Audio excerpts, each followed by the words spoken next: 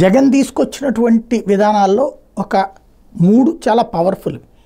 Volunteer విధానం, ఇంటింటికి వెళ్ళి ఇచ్చేటటువంటిది. ఉట్టి పెన్షనే కాదు ఇచ్చింది, వాళ్ళకి కావలసినటువంటి ఇతరత్ర సర్టిఫికెట్లు, ఈ వ్యవహారాలు కూడా చూశారు. సంక్షేమ పథకాలని వాళ్ళే డిసైడ్ చేసి దానికి అర్హతలకు సంబంధించి ప్రామాణికం ఉండగానే ఓకే చేయడం, ఇదంతా. అలాగే ఆ వ్యవస్థని వైఎస్ఆర్ కాంగ్రెస్ పార్టీ కార్యకర్తలు తప్పుపడుతుంటారు. ఇప్పుడు దాన్ని సమీక్షించాలా? ఒక్క రోజులోనే చేసేసామంటుంది కాబట్టి ప్రభుత్వం సమీక్షించాలా? నో డౌట్, నా దృష్టిలో అయితే సమీక్షించక్కర్లేదు. అది జగన్ వైఖరే కరెక్ట్. ఫ్యూచర్లో తేలుతుంది. ఇప్పుడు ఇంటింటికి వచ్చినటువంటి డబ్బులు నిన్నేమైనాయి, కొన్ని చోట్ల పిలిచి ఇచ్చారు. అది మొదట్లో వినడానికి బాగుంటుంది, క్రమంగా దానికి సంబంధించినటువంటి లోపం ఫస్ట్ నెలే అర్థమైన కవరప్ అయింది.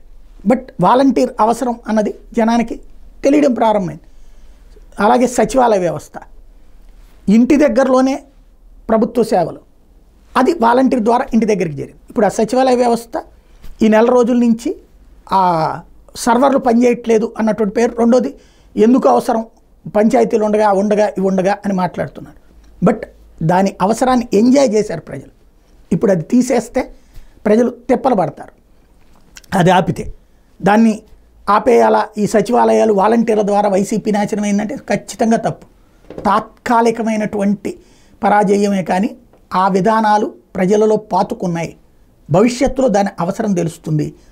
మూడవది వచ్చేటప్పటికి రేషన్ వెహికల్స్ అన్నటువంటి దాని మీదన ఇప్పుడు ఒక ముద్ర ప్రారంభమైంది. దాంట్లో వాళ్ళు దోచుకు తిన్నారు. అంతకుముందు వాళ్ళు ఎవరు డీలర్లు తిన్నారని చెప్పేవాళ్ళు, ఇప్పుడు వీళ్ళు. బేసిక్గా ఆ కాన్సెప్టే ఒక పెద్ద ఫ్లా అంటాం. లోపం ఏంటయ్యా అంటే, బియ్యం ఇస్తున్నాం, అందరూ తింటలేదు. ఆ బియ్యాన్ని ఇదివరకు రేషన్ డీలర్ అమ్ముకుంటే ఇప్పుడు వీళ్ళు అమ్ముకుంటున్నారు. అది తేడా. దాన్ని బేస్ చేసుకుని ఇంటి దగ్గరికి వెళ్ళడమే తప్పని తీసేద్దామన్నటువంటి చర్చ నడుస్తుంది. అది జగన్ అనవసరంగా తప్పు చేశాడని ఖచ్చితంగా తప్పు కాదు. ఇంటి దగ్గరికి అందించడం కరెక్ట్. తాత్కాలికంగా ఇవన్నిటిని ఆపేయించవచ్చు, కానీ ఇప్పటిదాకా దాని విలువ తెలియలేదు కదా జనానికి. ఎందుకంటే నోటి దగ్గరకు ముద్ద ఉన్నప్పుడు దాని విలువ తెలియదు. ఆకలేసినప్పుడు ముద్ద వచ్చినప్పుడే విలువ తెలుస్తుంది. కొన్ని రోజులు పోతే ఆ విలువ అర్థమవుతుంది. వాటి విషయంలో సమీక్షించాల్సిన అవసరం లేదు. తను సమీక్షించుకోవాల్సిన అంశం ఈవీఎంల విషయం. ఈవీఎంల వ్యవహారంలో ఈవీఎంల మీద గెలిచారని నేను, లేకపోతే ఈవీఎం ధ్వంసం కరెక్ట్ అని నేను, ఇట్లాంటిది తను చెప్పడం కరెక్ట్ కాదు. అదే సమయంలో మిగతా ఇష్యూస్లో తప్పే లేదు. ఏది మా వాళ్ళని ఏదైనా చేస్తే ఊరుకొని తర్వాత ఫ్యూచర్లో ప్రమాదం ఉంటుంది, ఇట్లాంటిది హెచ్చరిస్తేనే కదా అక్కడ చంద్రబాబుకి, పవన్ కళ్యాణ్కి, లోకేష్కి విజయం సాధ్యమైంది.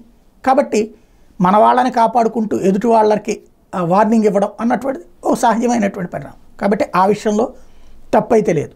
సమీక్షించుకోవాల్సిందల్లా ఈవీఎంల ధ్వంసం లాంటి వాటి, అంటే తప్పు ఎవడు చేసిన. ఇప్పుడు ఫర్ ఎగ్జాంపుల్ ఆయన ఎవరు, సుధాకర్ మాజీ ఎమ్మెల్యే, అతను లైంగిక వేధింపులకు పాల్పడ్డాడు. ఖచ్చితంగా దాన్ని తప్పు పట్టాలి, అవసరమైతే సస్పెండ్ చేయాలి పార్టీ నుండి.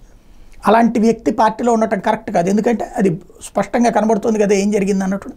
సస్పెండ్ చేయాలి అట్లాంటి వాళ్ళని. అది కరెక్ట్. తప్పు చేసిన విషయంలో సీరియస్గానే ఉండాలి. మిగతా ఈ విధానాలు అయితే సమీక్షించాల్సిన అవసరం లేదు నాకు అనిపిస్తుంది.